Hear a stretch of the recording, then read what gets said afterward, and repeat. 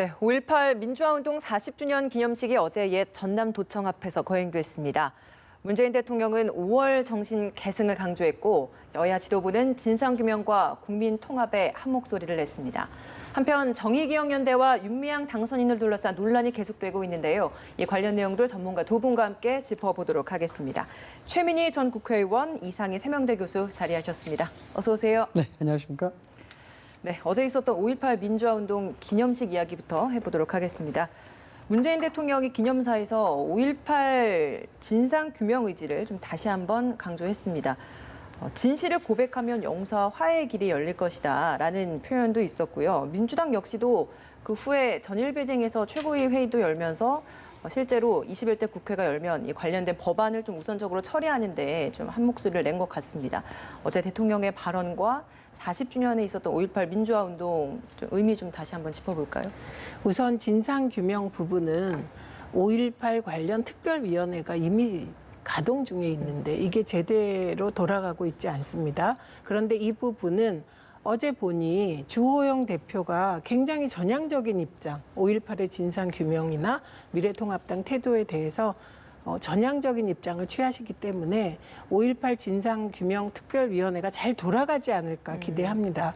그래서 진상규명이 이번에 되면 그 진상규명에 따라서 사실 이게 처벌할 수 있는 공소시효가 지났을 수도 있는 사안들이 있습니다. 그러면 이 부분에 대해서는 이제 정말 당사자가 고백하고 용서하고 화해하는 길로 갈 수 있다고 생각합니다.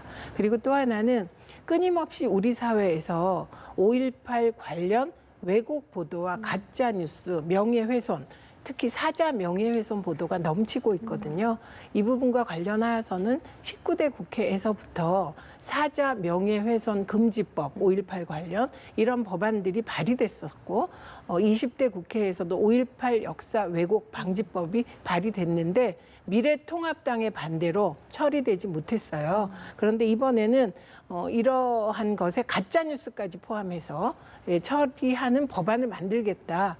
이걸 꼭 하시기 바랍니다. 민주당은.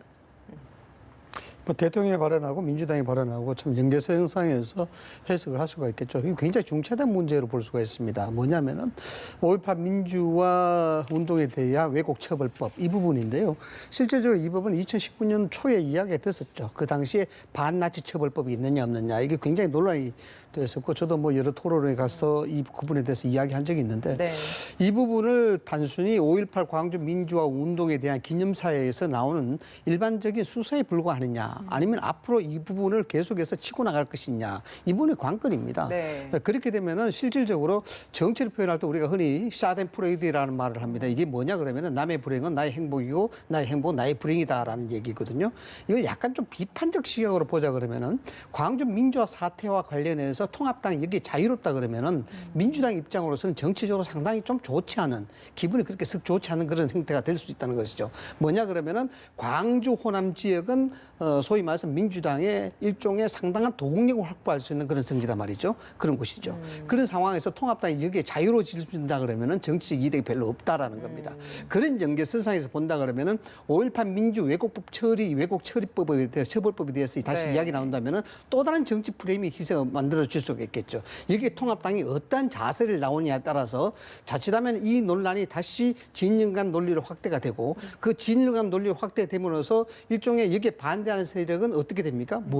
여기에 수구 보수 진영으로 몰릴 가능성이 있다 했죠. 그러면 거기에 대해서 자유로운 중도 진영이 다시 민주당의 편을 들 수 있는 그런 어떤 정치적 흐름으로 갈 수가 있다는 겁니다. 이게 문제가 하나고 그래서 이 법은 이 논의 자체는 정치적 정략적으로 활용이 돼서는 안 된다는 겁니다. 그래서 당시에 작년에 반나치법에 얘기할 때도 실질적으로 뭐 제노사이드라든가 홀로코스트라든가 또 아니면 국가사회주의 법은 반나치 이 법과는 5.18 민주화법과는 좀 더 다르게 해석해야 된다는 그런 법입니다. 물론 뭐 다양한 해석이 있을 수가 있고 여기에 대해서 진상이 규명이 돼야 된다는 부분은 있을 수가 있겠습니다만 모든 것을 형벌 위주로 간다는 것은 문제가 있는 법이죠.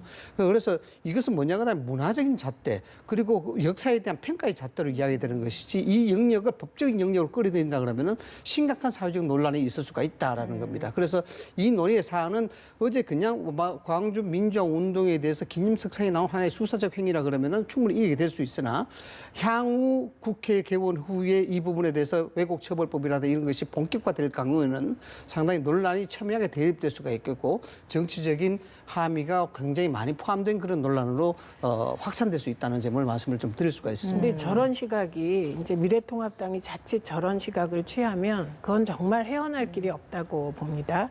얼마 전에 독일에서 가짜 뉴스를 플랫폼에서 지우지 않으면 플랫폼 사업자에 대해서 최대 우리 돈으로 600억 불을 벌금으로 부과할 수 있는 그런 조치가 있었습니다. 그러니까 가짜 뉴스에 대해서 정치적인 판단을 하는 부분. 근데 이 가짜 뉴스가 논평적인 거라면 그건 누구도 뭐라고 하지 않습니다. 그런데 이 가짜 뉴스가 사실이 틀린 거짓말을 계속 퍼뜨리는 경우 5.18과 관련하여 북한군이 5.18의 주체라는 식의 주장은 이미 법원에서도 이게 사실이 아님이 밝혀진 것입니다. 근데 이거를 계속해서 퍼뜨리고 있거든요. 근데 이런 부분에 대해서까지 미래통합당이 분명한 입장을 취하지 못한다면 주호영 대표의 어제 보인 그런 전향적인 태도가 전혀 의미가 없어 보이겠죠? 예. 앞서서 이제 그 통합당에서의 그 5.18 민주화 운동과 관련된 그 방향 입장이 좀 많이 변하면 민주당으로서는 좋을 게 하나도 없다라고 말씀해 주셨는데 어제 주호영 원내대표의 입장을 보면 충분히 함께 이제 목소리를 낼 수 있다, 충분히 고려를 해볼 수 있다라는 입장인 것 같거든요. 이 부분을 좀 해석을 하자면 여러 가지 여러 가지 해석이 예. 될 수 있겠습니다만 일단 통합당 입장으로서 이렇습니다. 정치적으로 본다 그러면은 5.18 민주화가 왜곡에 대한 주체라는 부분, 그 덫이라는 부분에서 좀 탈출하고 싶은 것이 있을 겁니다. 실제로 이것이 이제 수구 보수 논란하고 지금 맥이 닿아 있기 때문에 통합당의 입장으로서는 이 부분의 논란이 극대화되면 될수록 어떤 정치적인 명분이라든가 이런 부분에 대해서 상당히 실리를 거머쥐지 못하는 그런 부분이 되거든요. 일종의 적폐적 어떤 형태로 계속 남아있을 수밖에 없기 때문에 전향적 태도를 통해서 이분은 역사적 어떤 평가에 맡게 된다는 그런 취지로 주호영 원내대표의 행보를 해석할 수가 있겠죠. 최 의원께서도 다 지적하셨습니다만은 특별법이라는 부분, 왜곡 처벌법이라는 부분을 어떤 특별법 형태로 이야기를 할 수가 있겠죠. 우리나라는 약 5천 개 넘는 법률이 있어요. 이런 법률이 있는 상황에서 어떤 사안마다 여기에 특별법에 대한 부분 또는 어떤 또 가치가 있는 당긴 법으로 이를 규제한다 그러면 실질적으로 이것을 감당해서 사회적 컨디션이 안 되는 겁니다. 그래서 이 부분에 대해서는 좀 더 감성적보다는 이성적으로 법률적 판단을 해야 되는 부분이고요. 단순히 그냥 이 부분의 왜곡을 하고 있다, 없다 이런 시각이 아니고 예. 이 부분에 대해서 문화적 평가를 해야 될 것이냐 아니면 역사적 평가를 해야 될 것이냐 이거 형벌 위주로 가야 될 것이냐 가지 말아야 될 것이냐에 대한 이성적 판단이 이 왜곡 처벌법이라든가 이런 데 대해서는 중요하게 가치를 둬야 된다는 그런 점을 주장을 하고 싶은 겁니다. 그러면은 주호영 원내대표의 이런 어제 그 5.18 정신 계승하겠다라는 그 발언들이 실제로 앞으로의 극우 세력과의 선긋기를 하기 위한 어떤 행보 차원이 아니라 일시적인 것이다 이렇게 봐야 된다라는 겁니까? 일시적인 것이라기보다는요. 주호영 원내대표의 입장은 통합당의 처한 위치 자체가 어떤 단편적이고 거구적인 어떤 성향 그런 성향이 아니고 전체적인 역사 평가의 한 면에서 그 맥락에서 이해를 해야 된다는 것이고 이 부분에서 어떤 특정 정당 즉 통합당이 광주와 민주화 운동은 잘못됐다 이런 단편적이고 극단적인 사고를 갖고 있지 않다 이런 부분을 명시하는 것이죠. 네. 예, 알겠습니다. 윤미향 당선인 관련된 논란을 좀 해보도록 하겠습니다. 개인적인 문제부터 좀 일단 여쭤볼게요. 경매로 낙찰된 아파트 구입자금 2억 2,600만 원을 처음에는 기존에 살던 아파트를 매입한 대금으로 자금을 팔아서 마련을 한 것이다라고 했는데 이 경매 낙찰 시기와 아파트 매도 시기가 1년 가까이가 차이가 난다라는 추가적인 의혹이 나오니까 거기에 대해서 다시 입찰 보증금으로 10%를 미리 내고 자신의 가지고 있던 계약 거기에 대한 적금을 해지를 하고 이런 다른 추후의 해명을 내놨습니다. 일단 그 해명과 개인적인 의혹에 대해서는 좀 어떻게 보십니까? 저는 이게 좀 더 사실이 밝혀져야 된다고 생각합니다. 그리고 윤미향 당선인도 언론이 의혹 제기를 하면 그거에 대해서 즉각 답할 필요가 없습니다. 이런 사안이. 충분히 그때 상황을 이게 집에 서류가 있으면 서류도 보고 상황을 살펴봐야 되는 겁니다. 저는 큰 틀에서 그랬을 거라고 생각합니다. 예를 들면 집을 하나 가지고 있었어요. 그런데 이 집을 내놓으면 이게 즉시 팔리지 않지 않습니까? 그런데 어떤 정보에 의해서 좋은 집을 경매받아라. 누가 이런 제안을 합니다. 그러면 그 집을 사게 되잖아요. 그럼 이 경매 물품을 살 때는 대개 경매 낙찰이 되면 10% 정도를 먼저 이제 납입을 합니다. 네. 그리고 이후에 돈을 순차적으로 내게 돼요. 이렇게 되면 그 집이 팔리는 것을 전제로 돈을 꿀 수도 있고 뭐 적금을 찾을 수도 있고 이런 거 아닙니까? 그런데 이거를 머릿속에 기억에 남는 건 그 집 팔아서 이 새 집 샀지. 이거를 즉각적으로 언론에 대응하다 보니 이제 이게 사실은 다 사실일 수 있는데 이게 시기를 맞춰 보면 그런데 언론은 사실 언론의 목적이 뭔지는 모르겠습니다만 어쨌든 해명이 다르지 않냐 이렇게 나올 수밖에 없거든요. 그래서 우선은 윤미향 당선인이 저는 언론이 무슨 의혹 제기 한 가지를 하면 즉각적으로 답하기보다는 좀 충분히 상황을 살펴보고 과거에 가서 자료도 보고 좀 이렇게 대응하는 것이 좋을 거라고 생각합니다. 예. 그리고 또 하나는 언론이 의혹 제기를 했어요. 지금 이 순간. 그 해명이 달라졌다. 저는 그게 달라질 수 있다고 생각합니다. 제가 지금 말씀드렸듯이 집 다 사고 팔고 해보셨잖아요. 그게 시기가 딱 맞아서 A라는 집이 팔려요. 돈이 딱 나와요. B로 가요. 이렇게 운이 좋은 분들은 얼마 안 되어서 그러니까 최종적으로 봤을 때는 최종적으로 그 집을 봤을 팔아서 그 돈을 그 마련한 돈을 건 마련한 맞으니까. 건 맞는데 예. 이 과정에는 뭐 이런저런 일이 있었을 겁니다. 근데 지금 의심하는 건 그 과정에서 공금을 썼느냐라고 의심하기 위해서 그렇게 끌고 가고 있는 거 아닙니까? 일부가. 그 사실 또한 밝혀지지 않았다는 거예요. 그래서 저는 지금 이 시점은 언론은 원래 그렇게 하는 겁니다. 작은 해명에 문제가 있으면 또 반론을 제기해서 진실을 찾아가는 거니까. 그러니까 윤미향 그 당선인이 이 부분에 대해서 그러니까 그 머릿속에 있는 사실을 먼저 확 답변하는 건 저 자신도 제 머릿속의 기억이 10년 전 기억이 정확하다고 생각할 수 없기 때문에 오히려 좀 대응하는 과정에서 좀 더 신중하면 어떨까. 그리고 언론은 이걸 그러니까 예를 들면 해명이 달라진 거지 해명한 것이 거짓은 아닌 거잖아요. 그게 밝혀진 건 아니라는 것을 언론도 아시고 진실을 찾아가는 과정이다 이렇게 봅니다. 알겠습니다. 그 말씀하시기에 이제 자칫 듣기에는 언론이 어떤 실제적 악의를 갖고 할 수 있다 이런 어떤 뉘앙스가 들리는데 사실은 그런 건 아닌 것 같아요. 오늘 아침에 언론 논조들을 대체적으로 살펴보면 해명이 달라졌다라고 이야기합니다. 해명이 달라졌다 이 사실은 언론 보도의 팩트에 가까운 거죠. 왜냐 그러면 해명이 달랐으니까 달라졌다라고 이야기하는 것이고 여기에 대해서 어떤 해명이 달라졌냐 그게 어떤 의혹이 없느냐 이렇게 추가적인 취재를 하는 것은 언론의 당연한 몫이라고 봐야 됩니다. 당연히 또한 국민 또한 여기 알 수 있는 알아야 되는 그런 권리가 있는 것이죠. 8시간 만에 달라졌다고 이야기가 보도가 되고 있습니다. 사실상 달라졌죠. 뭐 10년 전의 기억 자체가 저도 사실상 기억을 잘 못합니다. 예. 충분히 최 의원께서 지적하시는 대로 윤미향 당선자가 여기에 대해서 오해를 할 수가 있겠죠. 그러나 이 부분은 본인이 공인된 입장 아니겠습니까? 언론이 대답하면 즉각적인 답을 할 필요는 없겠지만은 그러나 공인이고 상당히 여기에 대해서 여론에 민감한 그런 분이라 봐야 되겠죠. 더군다나 공중파 뭐 라디오에 나가서 이야기한 부분입니다. 이 부분을 예상치 못하고 그렇게 즉흥적으로 대답했다. 이분이 일반적인 어떤 이해석으로 가능하겠느냐 이런 부분을 좀 의심할 수가 있다는 것이죠. 그래서 언론이 보기에는 공중파의 영향에 대해서 누구보다 잘 할 수 있는 공인이신 분이 라디오에 나가서 저렇게 이야기했는 부분이 사실과 다른데 그것을 어떻게 상식적인 수준에서 이해할 수 있겠냐 이런 부분인 것입니다. 그래서 따지고 보면은 뭐 명명백백하게 뭐 윤미향 당선자가 경매에 나온 좋은 물건이기 때문에 이것을 먼저 확보하기 위해서 여러 가지 지인들로부터 돈을 빌렸을 수는 있겠죠. 그러니까 이 부분은 윤미향 당선자가 공인이고 국회의원 신분이기 때문에 그렇다면 누구한테 빌렸다라는 부분 그래서 현금 빌렸는지 아니면 통장으로 받아서 빌렸는지 이런 뭐 추가적으로 이야기를 해줘야 되는 것이죠. 그래야만 이 굉장히 큰 어떤 공적인 사안에 대해서 지금 오해를 받고 있는 그런 본인이 이것은 적극적으로 해명을 해야 되는 부분이죠. 아니 지금 교수님도 말씀하시잖아요. 윤미향 당선인이 10년 전에 집을 사고 팔았어요.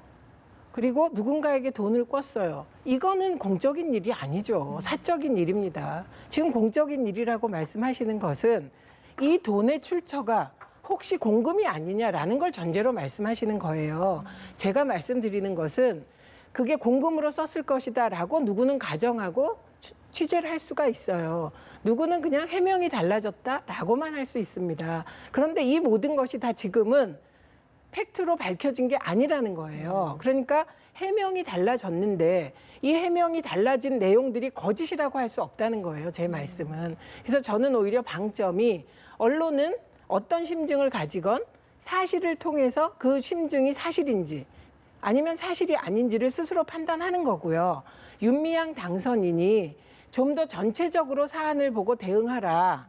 그러니까 머릿속에서 저는 뭐 그랬을 것 같습니다. 결국은 그 집이 팔렸잖아요. 그죠? 그 집이 팔렸고 그 돈으로 빚도 갚고 이렇게 했을 거라고 생각해요. 그런데 그거를 단 한마디로 그 집 팔아서 이 집 샀다.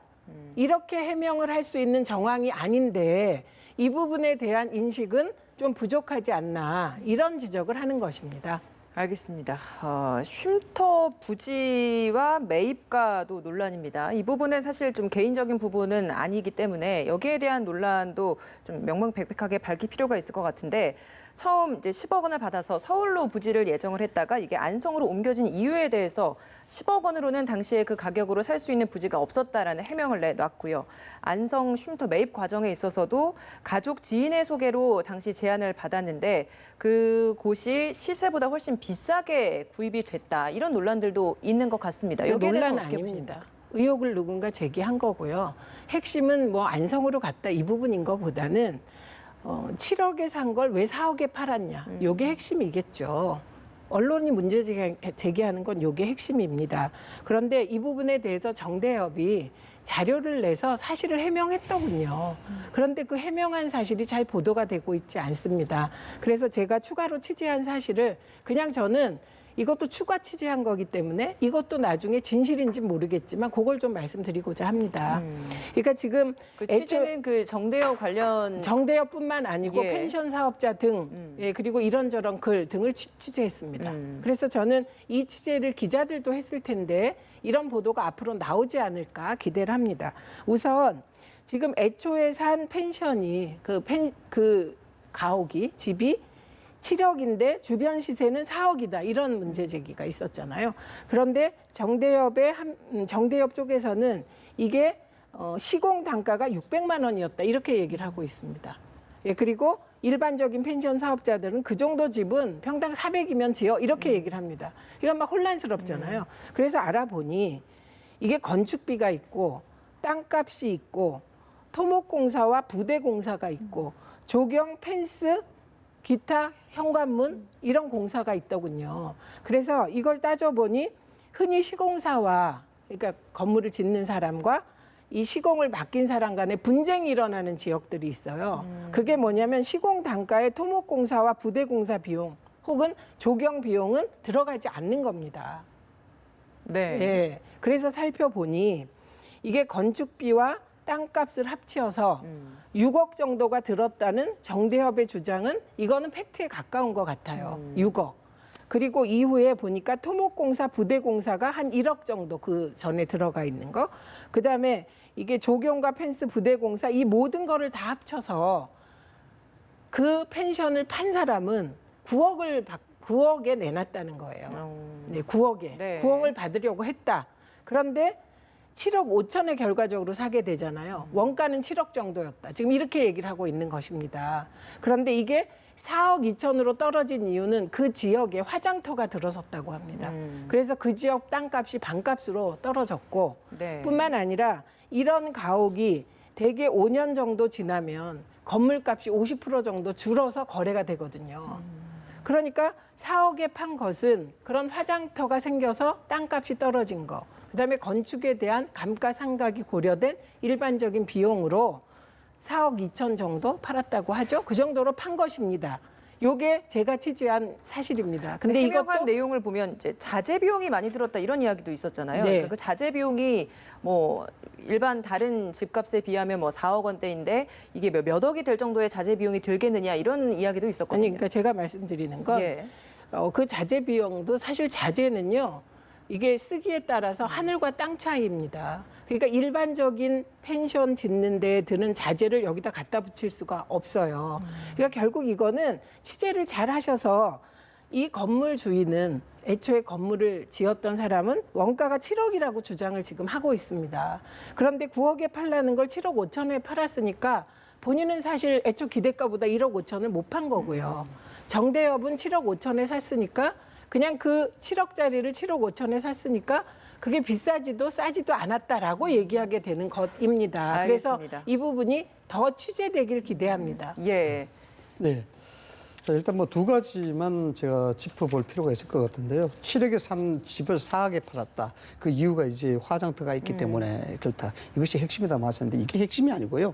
실질적으로 여기 주변 시세보다 한 3억 정도 더 주고 산 것이 왜 주고 샀느냐 이런 부분 아니겠습니까? 이 부분에 있어서 실질적으로 뭐 어떤 목적이 있었느냐, 이 부분에 의혹이 있다는 거 없느냐 이런 부분입니다. 여기에 대해서 윤미향 당선자는 당시 상황이 급했기 때문에 현대중공업이라든가 사랑의 열매척 이런 부분이 어느 정도 압력이 있었다는 것을 시사하는 그런 발언을 했거든요. 그러나 알고 보니까 뭐 사랑의 열매라든가 현대중공업은 여기에 전혀 관여하지 않았다. 그리고 사업 기간이 2017년도까지니까 충분한 기간이 있었다라는 겁니다. 그런 측면에서 뭐 상황이 급했다 이런 말들은 좀 그런 것 같고 뭐 마포에서 10억 정도를 살 수 없었기 때문에 그쪽으로 갔다 이런 것들도 언론의 취재 결과 뭐 그런 것들 아니라는 게 이제 다 확인 팩트 사실로 이제 보도가 되고 있지 않습니까?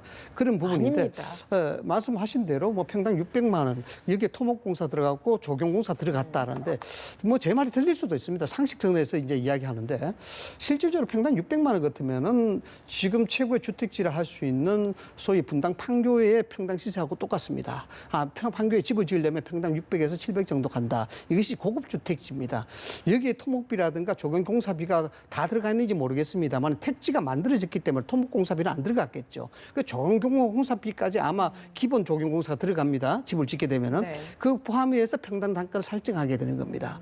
그런데 글쎄요, 뭐 본인 말씀하신 대로 진을 파악을 해봐야 되겠습니다만은 우리가 통상적으로 200~300평의 토지공사를 작성하는 토목공사를 하는데 여기에 얼마만큼 돈이 들어갈까? 저는 제가 봤을 때는 한 3~4천 정도 들어가면은 토목공사비가 충분히 하지 않을까 이렇게 생각이 들고요. 지금 그 사회복지 공동모금회와 정의기억연대 간에 예. 지금 얘기가 왔다 갔다 하는 것은 경기도로 간 부분에 대하여 정의기억연대 쪽에서는 사회복지 공동모금회에서 그 실무자와 대화하는 과정에서 그럼 경기도라도 찾아보자 이런 얘기가 나왔다고 주장하고 있습니다.